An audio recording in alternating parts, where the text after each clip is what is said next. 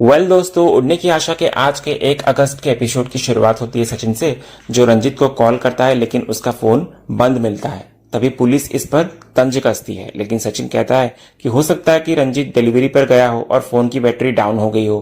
साथ ही वो कहता है कि उसने उसे पास के आरटीपी लॉज में रुकवाया था। इसी बीच पुलिस आकाश को बाहर लाती है और लॉकअप में डाल देती है और रंजित को ढूंढने लॉज पहुंचती है, लेकिन वहां ना रंजित मिलता है और ना उसका सामान। इधर होटल स्टाफ बताता है कि रंजित आधे घंटे पहले चुपचाप निकल गया और रूम की चाबी सचिन को देने को कहा था। इधर थाने में दूसरी तरफ सचिन सोच में डूबा हुआ आता है। उसे यकीन नहीं हो रहा होता है कि रंजित ने उस पर झूठ बोले। आकाश और परेश उससे पूछते हैं कि रंजित का क्या हुआ, लेकिन इससे पहले कि वो कुछ कह पाता, इंस्पेक्टर उसे लॉज का सीसीटीवी फुटेज दिखाते हैं जहां रंजित भागते हुए नजर आता है। इधर पुलिस अब रंजित के पुराने रिकॉर्ड खोलती है। कहती है गोवा, पुणे और मुंबई में चेन स्नैचिंग, धोखाधड़ी और यहाँ तक कि अटेम्प्ट टू मर्डर जैसे कई केस उसके नाम पर दर्ज है। साथ ही मंदिर की चोरी में भी उसी का हाथ बताया जाता है। उसके बाद इंस्पेक्टर सचिन से सवाल करता हुआ नजर आता है कि कहीं वो इसी गैंग में शामिल तो नहीं, लेकिन सचिन साफ कहता है कि उसने तो सिर्फ दोस्ती में भरोसा किया था और उसे रंजित के किसी अपराध की जानकारी नहीं थी। फिर भी वो अब भी पूरी तरह यकीन नहीं करता कि रंजित दोषी है। तभी रिया सचिन की इस अंधभक्ति पर भड़क उठती है। कहती है कि इतने सबूतों के बावजूद भी अगर वो रंजित को निर्दोष मानता है तो ये उसकी बेवकूफी है।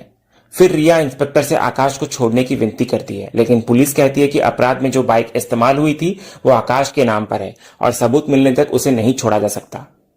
उसके बाद जब इंस्पेक्टर सबूत मांगता है तो साइली सामने आती है और बताती है कि रंजित ने उससे क्या क्या कहा था। साथ ही वो ये भी कहती है कि उसने अपने भाई दिलीप को रंजित पर नजर रखने के लिए लगाया था ताकि पक्के सबूत मिल सके। उसके बाद आगे हम देखते हैं थाने में साइली का भाई दिलीप आता है और साथ लाता है एक ज्वेलर को। फिर दिलीप उसी चेन को साइली को सौंपता है जो रंजित ने रास्ते पर उस औरत के गले से चुराई थी। फिर साइली वो चेन पुलिस को थमाती है और कहती है कि रंजित ने इसे इसी ज्वेलर को बेचा था। फिर दिलीप भी आगे कहता है कि उसने रंजित का पीछा भी किया था और देखा था कि वो चोरी के तुरंत बाद उसी दुकान पर गया और चेन बेच दी। ज्वेलर भी पुलिस के सामने कबूल करता है कि उसे अंदाजा नहीं था कि वो चेन चोरी की है। इसके बाद दिलीप पुलिस को एक सीसीटीवी फुटेज दिखाता है जिसमें साफ नजर आता है कि रंजित वही चेन बेचने दुकान गया था। फिर जब पुलिस सचिन को वो फुटेज दिखाती है तो सचिन हैरान रह जाता है। उसे यकीन नहीं होता कि रंजित ऐसा धोखा देगा और शर्म से उसका सिर सबके सामने झुक जाता है। इसके बाद अब रिया पुलिस से गुजारिश करती है कि अब असली दोषी सामने आ गया है तो आकाश को छोड़ दिया जाए। तो इंस्पेक्टर बताते हैं कि कुछ कानूनी प्रक्रियाएं बाकी हैं जिन्हें पूरा करने में थोड़ा समय लगेगा, फिर आकाश को रिहा कर दिया जाएगा। इसके बाद परेश सायली और दिलीप का आभार व्यक्त करता है। उसका कहना होता है कि अगर ये दोनों सच्चाई सामने न लाते तो उसका निर्दोष बेटा जेल में ही सड़ता।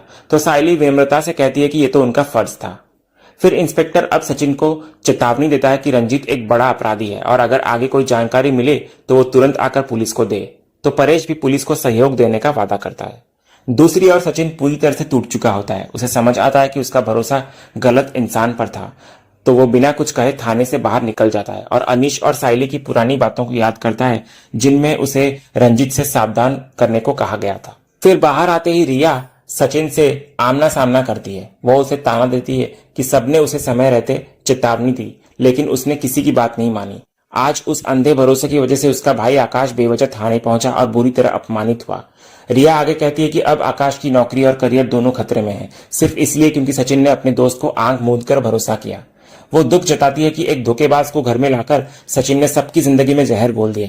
अब रंजित शायद शहर छोड़कर भाग भी चुका होगा। तो इस पर अंत में सचिन एक ही बात कहता है कि जो कुछ भी हुआ है वो अब इसकी तह तक जाएगा और सच्चाई बाहर लेकर ही दम लेगा। इतना कहकर सचिन वहां से चला जाता है। इधर दूसरी तरफ घर पर रेणुका चिंतित होती है आकाश के लिए और कह रही होती है, ये क्या हो गया हमारे घर को, किसकी नजर लग गई, बार बार कुछ न कुछ होते जा रहा है।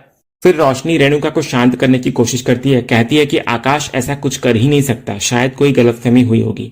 लेकिन तभी तेजस साफ बोल देता है कि ये सारी मुसीबतें सचिन की वजह से ही आती है। इधर रोशनी भी सहमति जताती है कि उसे सचिन का दोस्त रंजित शुरू से ही गलत लगा था। फिर तेजस आगे रेणुका को तंज कसते हुए कहता है कि उस दिन जब रंजित ने रेणुका के पैर छुए थे तब तो रेणुका उसे बेहद संस्कारी कह रही थी और आज वही उनके बेटे को फंसा गया। तो इस पर रेणुका को भी अब अपनी गलती का एहसास होता है कि उसने रंजित को ठीक से पहचाना नहीं और अगर वक्त रहते पहचान लेती तो आज ये हालात ही नहीं होते। तभी तेजस आगे याद दिलाता है कि किस तरह साइली ने रंजित के लिए स्पेशल ट्रीटमेंट किया था, उसकी खातिरदारी की थी जैसे कोई मेहमान नहीं बल्कि राजा आया हो, और आज उसी के कारण आकाश पुलिस कस्टडी में है। तभी रेणुका अब अपने गुस्से को काबू नहीं रख पाती और ठान लेती है कि जिसने उसके बेटे की जिंदगी बर्बाद करने की कोशिश की वो उसे आसानी से नहीं छोड़ेगी।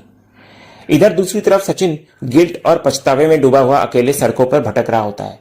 रंजीत की हरकतें और उसके अपनों की चेतावनियां सब याद उसे चुभ रही होती हैं। वो बार बार रंजीत को कॉल करता है लेकिन फोन बंद आता है। उसकी बेचैनी बढ़ती जाती है और उसे समझ नहीं आता कि रंजीत को कहाँ ढूंढे वो। फिर अचानक तभी सचिन को याद आता है कि एक बार रंजीत ने एक सुनसान जगह का जिक्र किया था जहां अगर वो कभी गुम हो जाए तो वो वहीं मिलेगा।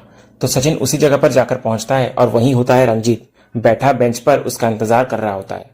इधर रंजीत का रवैया ठंडा और चालाक होता है। वो पहले से जानता था कि सचिन उसे ढूंढते हुए जरूर आएगा वहां पर, क्योंकि उसे यकीन था कि सचिन दिल से सोचता है और पुरानी बातें नहीं भूलता।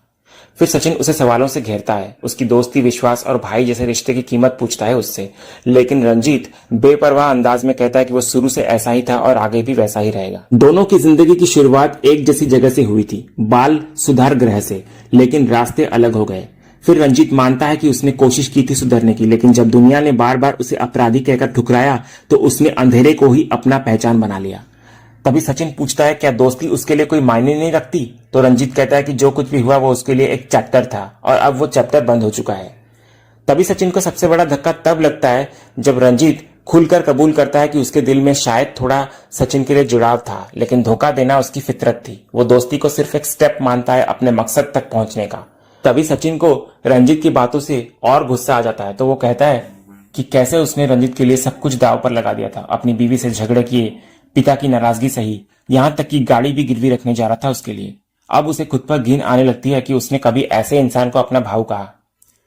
तभी रंजीत उसे कहता है कि वो सब कुछ भूलकर आगे बढ़ जाए, लेकिन सचिन का जवाब साफ होता है, उसके लिए बीती बातें सिर्फ बीतने वाली चीजें नहीं बल्कि आज की सच्चाई बन चुकी है। फिर जैसे ही सचिन और रंजीत के बीच टकराव खत्म होता है, अचानक पुलिस वहां पहुंच जाती है। तो रंजीत एकदम से पुलिस को देखकर घबरा जाता है, जबकि सचिन अंदर ही अंदर शांत रहता है, क्योंकि उसने पहले से अपनी लाइव लोकेशन साइली को भेज दी थी। फिर पुलिस सीधे जाकर रंजीत को पकड़ लेती है। तो रंजीत इधर सचिन को कहता है तूने मेरे साथ ऐसा किया? तो सचिन साफ कह देता है कि जब बात उसके परिवार पर आती है तो वो किसी को भी नहीं बख्शता, चाहे कोई कितना भी करीबी क्यों ना हो। तभी साइली भी रंजीत पर टूट पड़ती है, कहती है कि सचिन ने उस पर अटूट विश्वास किया और उसने वही भरोसा तोड़ दिया। लेकिन रंजीत यहां भी चालाकी दिखाता है। वो साइली के दिल में शक का बीज बोता है, कहता है कि तुम्हें क्या लगता है तुम्हारा पति सब कुछ सच बोलता है? फिर वो ये इशारा करता है कि सचिन का अतीत अभी भी साइली से छिपा हुआ है और शायद वो सब कुछ नहीं जानती। इसके साथ ही पुलिस फिर रंजीत को लेकर वहां से चली जाती है और इधर साइली अंदर से हिल जाती है। वो चुपचाप सचिन की तरफ देखती है और सचिन इधर नजरें चुराने लगता है। अगले सीन में आकाश जेल से छूटकर घर आता है। रेणुका उसे देखकर बहुत भावुक सी हो जाती है और गले लगा लेती है, लेकिन जैसे ही उसकी नजर सचिन और साइली पे पड़ती है उसका गुस्सा फिर फूट पड़ता है। रेणुका साफ कह देती है कि सचिन अब इस घर में कदम भी ना रखे, उसकी वजह से ये दिन आज उन्हें देखना पड़ा। वो सचिन और साइली दोनों को जिम्मेदार ठहराती है कि पिछली बार परेश और अब आकाश को जेल जाना पड़ा। उसका मानना है कि जब तक ये दोनों घर में रहेंगे तब तक घर में सुख शांति नहीं आ सकती। उसके बाद इधर परेश सबको शांत करने की कोशिश करता है, कहता है जो हुआ वो अब बीत चुका है, लेकिन रेणुका है कि मानने को तैयारी नहीं होती। उसका कहना होता है कि सचिन के कारण हमेशा पूरे परिवार की बदनामी होती है और अब वो इस मुद्दे को ऐसे ही नहीं छोड़ सकती। इधर तेजस भी रेणुका की बातों से सहमत होता है। वो सचिन को सीधे तौर पर घर की हर प्रॉब्लम का कारण बताता है। मोहल्ले की बातें और उसके बिजनेस पर पड़ने वाले असर को लेकर भी वो सचिन पर गुस्सा जाहिर करता है। इधर परेश बीच बचाव करता है। वो कहता है कि अभी सब कुछ संभल गया है, आकाश भी आ गया है, इसलिए अब शांति बनाए रखनी चाहिए। लेकिन रेणुका है कि फिर भी नहीं मानती, कहती है कि वो इस बात को इतनी आसानी से नहीं जाने देगी। तभी इधर साइली अब और चुप नहीं रह पाती। वो सचिन का पक्ष लेती है, कहती है रेणुका से कि उसने सिर्फ अपने दोस्त पर भरोसा किया, जो कोई अपराध नहीं है। असली धोखा तो रंजीत ने दिया। लेकिन रेणुका अब साइली को भी सुनाने लगती है, उसे चुप रहने को कहती है और ताना मारती है कि सचिन का वही क्रिमिनल दोस्त घर में उसी की वजह से आया।